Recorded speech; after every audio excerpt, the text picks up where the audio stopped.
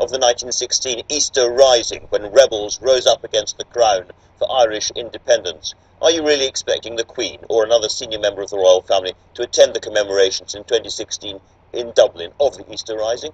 It should be possible for members of the royal family to visit Dublin during those centenary commemoration ceremonies in 2016.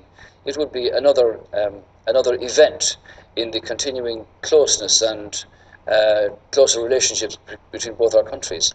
During the state visit, the Queen's going to be hosting a big formal banquet for the Irish President. Are you encouraging her to invite Martin McGuinness, a former IRA leader, to attend that banquet?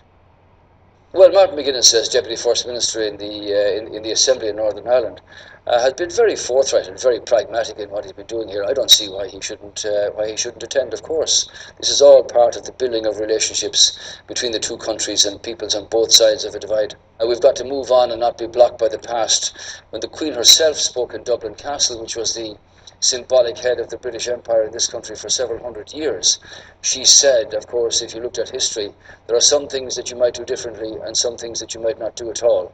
And her contribution in Dublin 3 years ago closed a circle of history.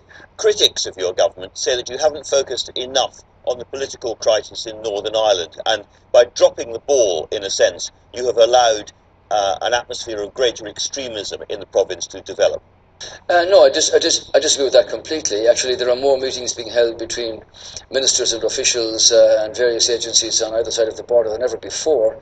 We contribute very constructively to issues in Northern Ireland in terms of infrastructure, education, health, cross-border activities. These things are at an all-time high level, and we want that to continue. President Clinton put it very: parties in Northern Ireland have a responsibility, a democratic responsibility, to finish the job. We cannot finish it for them, but we don't want a situation where there is a blockage connected only to the past. Britain